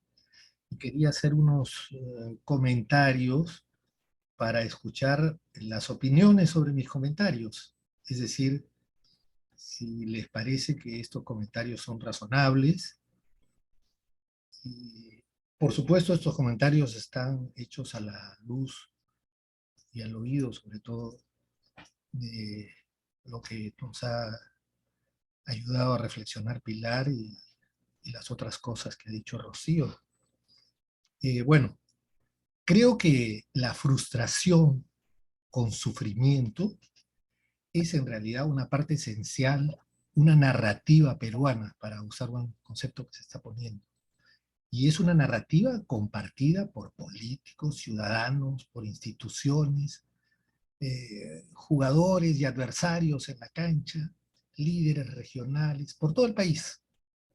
Cada cierto tiempo, tengo la impresión, se proyecta en el Perú ritualmente sobre lo que no es solo un juego, sino una parte de la historia que los peruanos nos contamos sobre nosotros mismos, que somos un país grande, con futuro, que tenemos el guano, se decía en un momento, el salitre en otro, los minerales del comienzos del siglo XX, que se han engrandecido algunos, la pesca, hoy día la agroexportación. Los peruanos, sí, alguna vez estuvimos destinados a la grandeza. Y eso lo dice también la narrativa, el imaginario de nuestros sueños. Pero caemos presos recurrentemente de crisis cíclicas. Leamos nuestra historia. Y son recurrentes de una manera que, frente a ellas, lo que hemos visto como resultados posteriores, hoy día solo la magia nos podría salvar. Y la magia no existe. Están los grupos de poder tradicionales, las clases medias para todos los gustos, y para mí, cada vez más importante ahora, los sectores populares, algunos absolutamente dormidos, otros adormecidos y algunos que han despertado, que ahora incluyen, con mucha dificultad todavía, a los informales del país. Informales, es decir, quienes han estado excluidos, marginados, en términos reales del país. A los que no son, pues, del país constitucional, de esos 3 distritos de Miraflores, San Isidro y San Borja, y La Molina, y se acaba el Perú, que es la que se rige por la Constitución que estamos diciendo si la modificamos, si nos permite o no hacer estas elecciones, etc. Y entonces, muchos de estos nuevos sectores, campesinos pequeños, agricultores, mineros formales, sobre todo los informales, están en cierta forma organizados en una lógica económica y política. Están organizados por el pragmatismo que les ofrece el enorme narcotráfico en el país desde al menos 50 años. Y a eso lo hemos llamado corrupción. Pero en realidad es la lógica del manejo que hace el narcotráfico de las organizaciones políticas, las organizaciones estatales, las organizaciones judiciales, policiales. ¿Acaso no tenemos decenas de oficiales del ejército, en fin, de las instituciones armadas, con coca que le sale por las orejas? ¿Acaso no lo hemos visto? Por eso tenemos una manera pragmática que ha funcionado el país de al menos 50 años, este enorme narcotráfico que ha ido creciendo, creciendo y creciendo. Y ahí es donde yo veo lo que se comenta, ¿no? Sobre el pedido de Asamblea Constituyente. Creo que no lo sabemos leer. Para algunos es un concepto que esconde la demanda por redefinir, abrir el campo al escenario del poder, a las clases emergentes, a estas clases que están emergiendo. Y eso supone, si uno se amplía, otro se reduce. Reducir significativamente el lugar que le corresponde a las familias ricas en el país, que mantienen una sociedad estamental y clasista excluyente. Y eso es real. Esto es además una demanda de cambiar eso de la humanidad del siglo XXI. Y en eso está el planeta, y el Perú no puede estar, pues, excluido de esa lógica. No podemos hacer nuestro Corea del Norte del neoliberalismo que ya fracasó y que ha sido reconocido como un fracaso en el mundo. No podemos ser la Corea del Norte del neoliberalismo. Lo que se impone, creo, para terminar, disculpen, es una lectura de las posibles alianzas que deben construirse, no en el Congreso, en la calle, entre las organizaciones de distinto tipo que sean convocantes y se organicen para esa tarea. Las comunidades campesinas se organizan hoy. En el Cusco, miles de campesinos van a estar hoy en las calles. Miles. Los barrios populares y medios no lo hacen. y aún están jugando a la importante ruta del escenario oficial, pero no es la única, es la de la legalidad, que ya no es legítima para la mayoría de los peruanos. Eso lo están diciendo las encuestas. No les están preguntando sobre la legalidad, están preguntando sobre otras cosas, pero que suponen una lectura de lo que es lo legítimo y lo ilegítimo en el Perú de hoy. ¿Cómo hacerlo? No lo sabemos, porque no dialogamos, leemos los periódicos, comentamos lo que sale en los medios, en las redes, y eso no es intercambiar razonamientos en este país donde hay tan diversos razonamientos. Eso supone la caída del régimen, en términos de un análisis sociológico real. Sí, supone la caída del régimen. Y ahora, pero eso es muy complicado, que es una locura. No, lo que tenemos es un momento de extinción, y dependerá mucho de quiénes se organicen en esa amplia gama de ultras de un lado y de otro, y de las clases sociales realmente existentes hoy en el Perú, con conciencia de clase, y que digan, bueno, nosotros vamos a defender esto, y transamos y discutimos, intercambiamos razonamientos con estos otros que quieren tener más espacio, o con estos que creen que los demás van a resolver las cosas y que a ellos no les va a ocurrir nada. Eso, creo, nos podría traer una forma más o menos democrática de gobierno. Eso es lo que yo estoy viendo, y por eso quería escuchar sus opiniones, saber si estas cosas que digo son desvaríos o qué. Gracias. Gracias, Mario. Eduardo Bayón. Gracias, gracias Pilar y gracias Rocío por presentaciones y digamos por el debate que abren y que de ninguna manera se agota ahora. Yo simplemente quiero señalar un tema que ha atravesado varias de las preguntas, comentarios y de sus respuestas para considerarlo y eventualmente para que lo comenten. Cuando hablamos de las izquierdas y la crisis de la izquierda desde estos espacios, normalmente nos distanciamos de las izquierdas y de la izquierda. Y cuando digo nos distanciamos, nos olvidamos lo que somos y nos olvidamos las fantasías de una sociedad civil movilizada, donde somos actores estratégicos y impulsamos coaliciones ciudadanas, en fin, que van a tener una cierta incidencia, un cierto poder. Y me da la impresión que esa es una dimensión que debemos incorporar en nuestro análisis en estos espacios. Porque sí, en muchísimos casos, las izquierdas son otras distintas a la mayoría de gente que esté en estos espacios, porque no han sido, no son militantes de núcleo, grupos, partidos, y sin embargo, en las épocas de, digamos, de la política, comillas, normal, estos espacios se autoubican y se autorrefieren a la izquierda. Y en la relación entre estos espacios y la izquierda están también las ciencias sociales. Y lo que yo me pregunto, y ahí me encantaría su opinión, es por qué ni en estos espacios ni en las izquierdas hemos sido capaces de mirar alertas clarísimos que venían desde las ciencias sociales.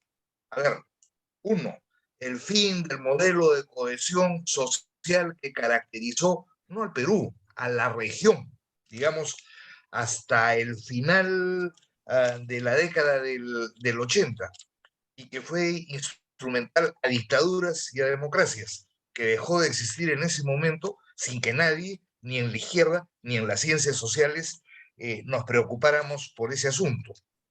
Durán, el 2007, diciéndonos que somos tres sistemas y en realidad tres sociedades con sus respectivas burguesías, sus respectivos pueblos, su respectiva conflictividad, sus agendas particulares, absolutamente interconectados.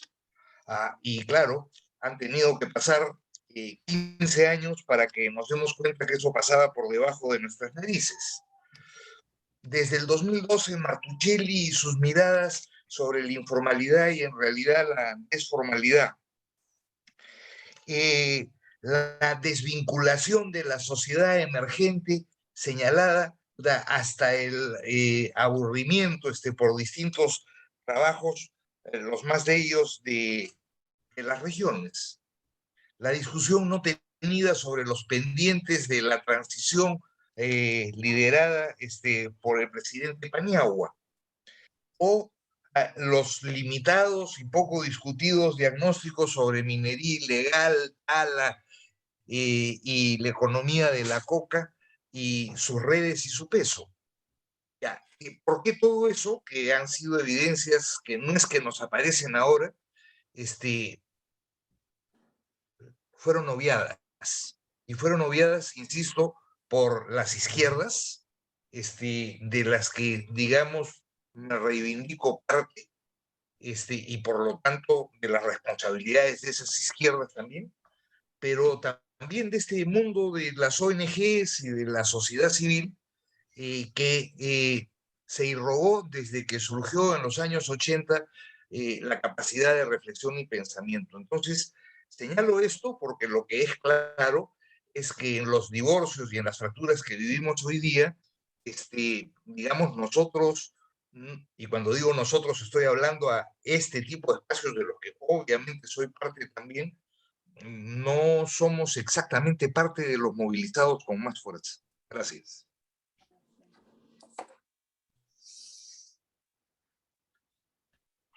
Perdón, gracias Eduardo. Y está también pidiendo la palabra José Coronado. Sí, compañeras, compañeros. Bueno, en primer lugar, muchas gracias. Soy José Coronado, parte del equipo técnico de la Confederación Campesina del Perú, del grupo de compañeros que en medio de todas las dificultades que atraviesan los gremios seguimos ahí perseverando y acompañando la labor de los gremios, ¿no?, que están tan debilitados. En primer lugar, en nombre de los compañeros del Comité Ejecutivo Nacional de la SCP, aprovechar el espacio para hacer público el agradecimiento a todas las instituciones, en especial la Coordinadora Nacional de Derechos Humanos, que apoyó con toda la parte legal para lograr que este atropello que se cometió contra los compañeros en el local de la CCP no llegara a donde pretendía el objetivo de este absurdo operativo, ¿no? Yo quisiera, bueno, y para terminar esto, sí, hay pendiente una reunión de la CCP y seguramente vamos a tener que volver a coordinar con la coordinadora para ver cómo logramos un espacio que permita ante la opinión pública desmentir todos los infundios que ha hecho la prensa concentrada, ¿no? Que, bueno, todos hemos visto donde se ha pretendido mostrar todas estas cosas que supuestamente pretendían inculpar a los compañeros como con el delito del terrorismo, ¿no? Entonces es una tarea que tenemos pendientes. Quisiera señalar solamente en el contexto que estamos evaluando y llegando a este fin de año, algunas ideas que justamente tienen que ver con el tema de la Confederación Campesina del Perú y la agricultura familiar. En el inicio del gobierno de Pedro Castillo, tenemos un dirigente nacional que es justamente cajamarquino, Wilder Sánchez, muy cercano ciertamente a Castillo, y por ahí se buscó un acercamiento con la finalidad de que de darle algunas ideas que le den más sustancia a la propuesta de la segunda reforma agraria que se venía anunciando en base a la experiencia que desarrolla la Confederación Campesina del Perú sobre este tema de sierra productiva. Se hicieron una serie de esfuerzos, lamentablemente, con los cambios constantes que hubo en el Ministerio del Midagri, no se logró llegar a nada concreto por más de los esfuerzos que se hicieron, y es en este contexto en que empiezan ya a salir las primeras denuncias de la presunta corrupción en la que estaba envuelto Castillo y su entorno, lo que definitivamente, digamos, nubló esta relación que se pretendía establecer ahí de manera más orgánica para lograr algo que beneficie a los agricultores familiares. Entonces, ahí hay un tema que por lo menos para un sector del campesinado que busca representar la CCP, la ineficacia, la ineficiencia, la ineptitud de Castillo y de sus asesores o de quienes estaban alrededor del ministerio, no permitieron que se lleguen a acuerdos concretos a pesar de las propuestas concretas, porque la CCP sí presentó propuestas concretas en base a las experiencias que seguramente muchos de los que estamos acá conocen que se vienen desarrollando a través de la propuesta de sierra productiva y otros aspectos más que se vienen, digamos, que vienen evolucionando en los últimos los últimos años, ¿no? Y en lo que se refiere ya al desenlace, compañeras y compañeros, de lo que tenemos, más allá de los detalles, más allá de los aspectos jurídicos, para nosotros nos queda claro que quien brindó todo el pretexto que buscaba la derecha, ¿cierto?, para terminar con esta salida de Castillo fue el propio Castillo, ¿no? Hasta ahora sigue siendo un misterio qué lo motivó, ¿no? Más allá de las especulaciones que se hagan. Queda claro, por lo tanto, que la derecha se reposicionó previo a un acuerdo con Dina Boluarte, pero que además también con el nombramiento que ha hecho de algunas personalidades, la versión que nosotros teníamos es que ya en semanas anteriores Dina Boluarte venía negociando con gente o hablando con gente del entorno de lo que había sido el gobierno de Ollanta Humala, ¿no? Se explica por ahí la presencia del actual ministro de Defensa, una ministra que ha tenido una relación muy cercana con Nadine, entonces habían ese tipo de rumores, ¿no? De estos acuerdos que además permitió que le levantaran que saliera librada de la investigación que tenía en el Congreso. Entonces, en este contexto creo que nosotros esperábamos, de verdad, coordinando con algunos compañeros o en las reuniones que teníamos previas, que una vez el desenlace del golpe o el autogolpe, la idea era que, o pretendíamos que Dina Boluarte anunciara, no que se quedara hasta el 2026 como lo hizo, sino que anunciara un adelanto de elecciones emplazando al gobierno, ¿no? Ya sabemos las consecuencias que estamos viendo ahora.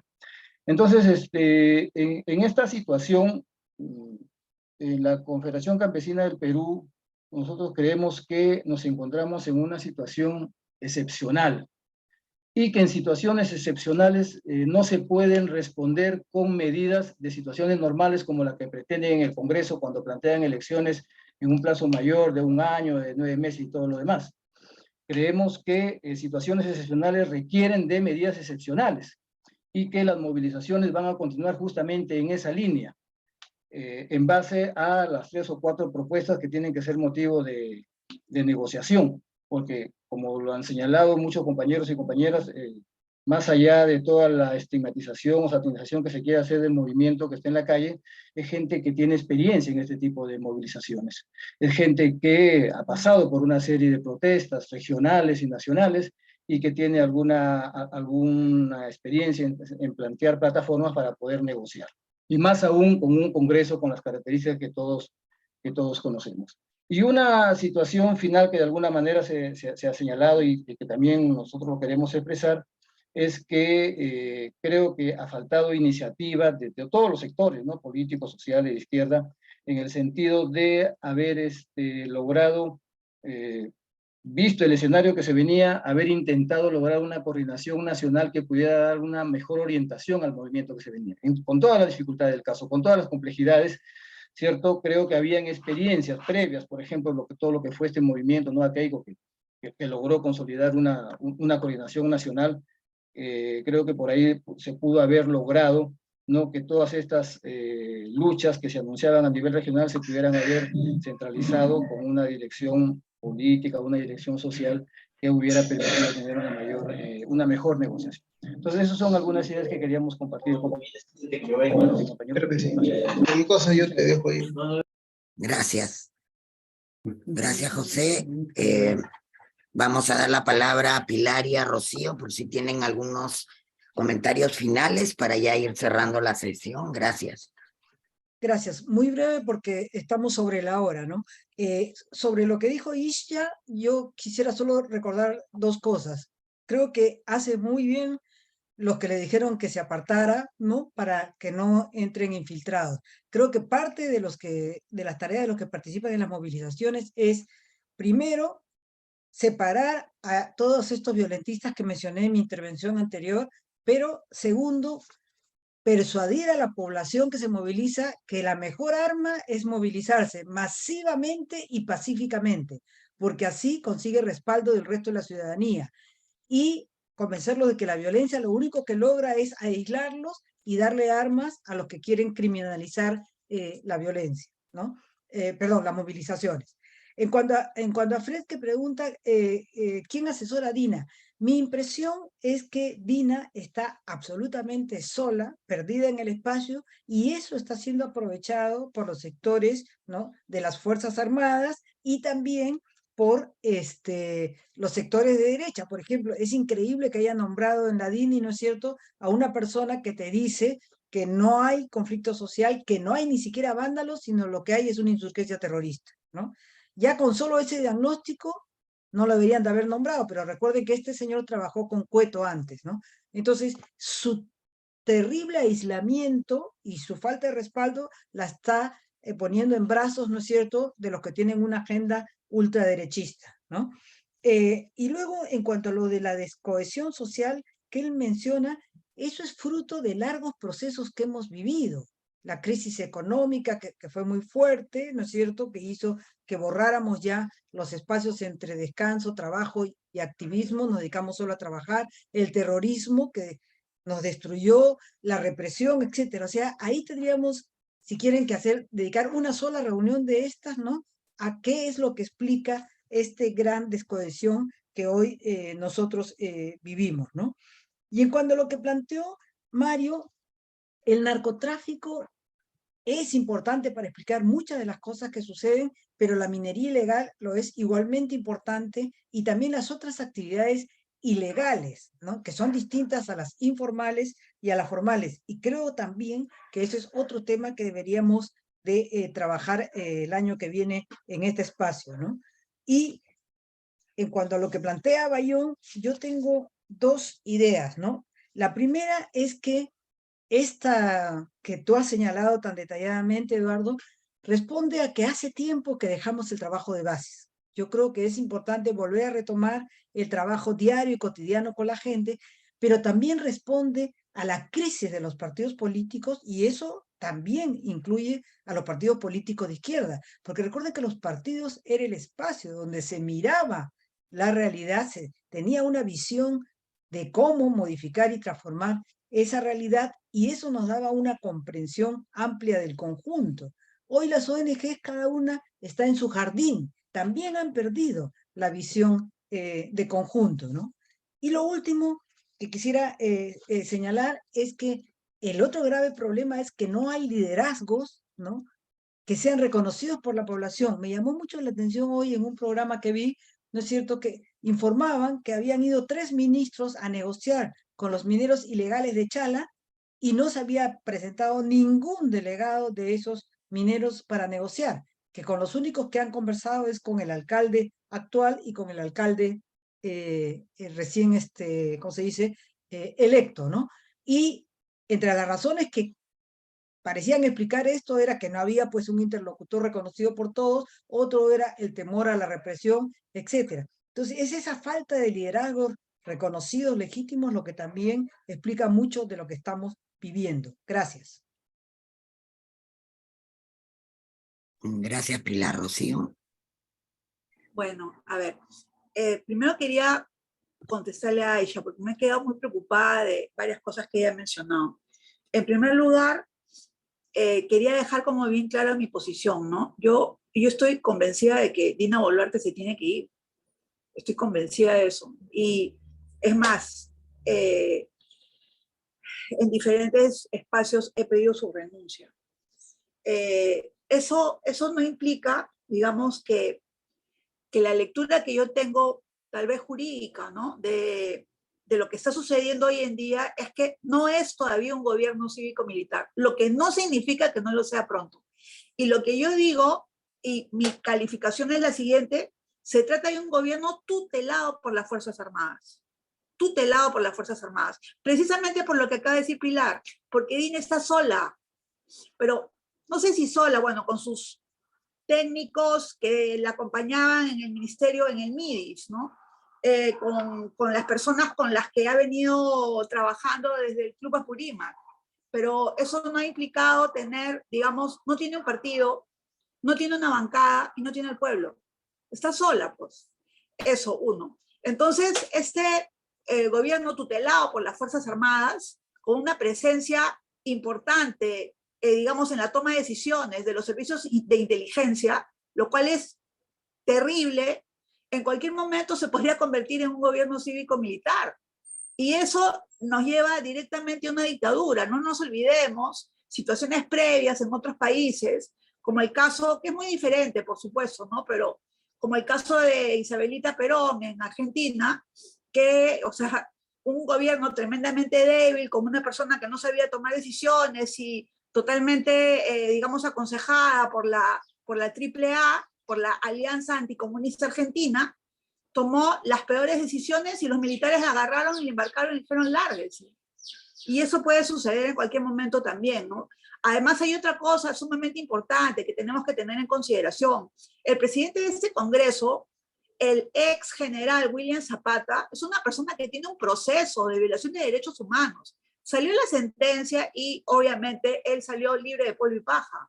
Pero eso no significa que no sea una persona que está comprometida con ese tipo de temas, digamos, desde hace años. Y hay también esta mentalidad militar, ¿no? Está Montoya, Cueto, Quiabra y Williams en el Congreso. O sea, tenemos 4 militares y 2 marinos ultra fachos en el Congreso, que además están manejando la Comisión de Inteligencia y que tienen información verdaderamente privilegiada. Eso es una situación tremendamente grave, tremendamente grave. ¿Quiénes son los que manejan todo este tipo de información? Los fujimoristas y esta derecha ultra reaccionaria, anticomunista, fascista, literalmente, ¿no? Entonces, hay que tener mucha preocupación porque lo primero que han hecho, junto con los generales en actividad, es terruquear a la población, terruquear a los muertos, terruquear a los muertos. Eso es algo que indigna muchísimo, ¿no? Sin duda alguna. Y pienso, también hay otra cosa que había comentado Ariela, ¿no? Te había dicho, no me parece que sean movilizaciones multitudinarias. Pues sí son multitudinarias. Sí son multitudinarias. Y lo que sucede es que no tenemos, o sea, habría que hacer un monitoreo realmente de toda la información que llega, porque a mí la información que me llega básicamente es por chat de WhatsApp y por Telegram, porque realmente en Cajamarca, por ejemplo, ha habido una movilización multitudinaria en Tacna, en Chachapoyas, en diferentes lugares, incluso en el mismo Ayacucho, antes de que este grupo se fuera al aeropuerto, que dicho sea de paso, como ustedes saben, queda lejos, no queda tan cerca, ¿no?, de la ciudad. Bueno, en esta situación, lo que tenemos que tener en consideración que hay una gran malestar legítimo, totalmente legítimo, de grandes sectores que están movilizados y que están dispuestos a seguir movilizados, ¿no? Claro, desde una perspectiva pragmática también, ¿no? Diciendo, bueno, vienen la época de fiestas, paramos, pero seguimos el 4 de enero. Entonces, verdaderamente eso me parece a mí importante de tener en cuenta, y eso es lo que no se está teniendo en cuenta digamos, en concreto, en los análisis, y menos aún de parte de Dina Boluarte, ¿no? Después, otra cosa que quería mencionar rápidamente sobre el tema que había mencionado Eduardo, ¿no? Sí, me parece fundamental que tenemos mucho diagnóstico y poco programa, ¿no?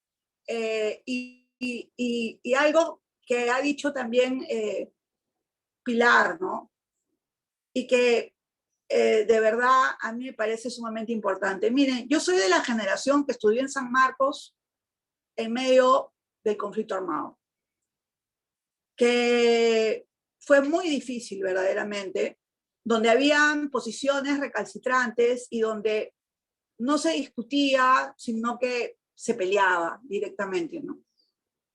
Y muchos de mis compañeros sanmarquinos también terminaron desaparecidos, ¿no? Entonces, digamos, esa experiencia en esta generación es una experiencia que nos ha golpeado para la organización. Pero creo que debemos de aprender de la generación anterior la gran entrega en su trabajo de movilización con las bases, ¿no? Y eso a mí me parece fundamental. Y creo que los jóvenes que tienen una percepción diferente, digamos, deberían y lo están haciendo muchos, ¿no? Muchos espacios, acompañar también este tema de las bases, ¿no? Porque, por ejemplo, ¿no? Yo estuve el día sábado en la Plaza Bolognesi cuando sucedió lo de la CCP, ¿no? Y ahí se podían ver dos grupos, evidentemente, ¿no? El grupo de los que usualmente estamos en las movilizaciones y que venimos reuniéndonos desde las movilizaciones contra la ley Pulpín, hasta desde Fujimori Nunca Más, y otro grupo, que era un grupo que en un momento determinado dijeron, nos vamos a la Plaza San Martín, y cuando se fueron a la Plaza San Martín, de verdad, se fue la mayoría. Y yo decía, pero no se vayan, pero se fue la mayoría, y después regresaron, ¿no? Pero son varios grupos diversos, y sí es cierto, ¿no? Es cierto de que no hay no hay un liderazgo, y por ejemplo, las movilizaciones que se hacen con un liderazgo claro, etcétera, que son las clásicas movilizaciones de construcción civil, por decirlo de alguna manera, obviamente no tienen su seguridad, te van a decir no, tú sí, tú entras acá, tú no entras acá, y están muy organizados, pero cuando se producen estas movilizaciones tan espontáneas, no hay organización y es mucho más fácil que entren los ternas y que se produzcan situaciones de violencia también y de infiltrados, ¿no? Entonces, digamos, todo esto lo estoy poniendo sobre la mesa porque se requiere de verdad una acción política concreta, y esa acción política se juega en los territorios, ¿no? Y yo conozco a mucha gente que ha estado en esa acción política. De hecho, Óscar Moyohuanca, cuya extraña muerte sucedió este año y que no sabemos exactamente qué fue lo que pasó, ¿no? Ha sido una de las personas que inspiran para esta entrega de la defensa de los territorios y del trabajo político muy transparente, ¿no? Y bueno, muchas otras personas más que están en los territorios. Entonces, yo sí creo que lo que debemos hacer en estos espacios también, me parece importante, es hacer también pedagogía política, ¿no? También, no solamente dentro de nuestros espacios, sino hacia afuera. Es lo fundamental, hacer pedagogía política hacia afuera para poder fortalecer a los propios compañeros y las propias compañeras que están en los espacios del territorio defendiendo también con su cuerpo, ¿no? Las diversas situaciones de uso y abuso de la fuerza, pero también los diferentes fascismos que suben y bajan y que se convierten también en un grave problema para todos, ¿no? Gracias.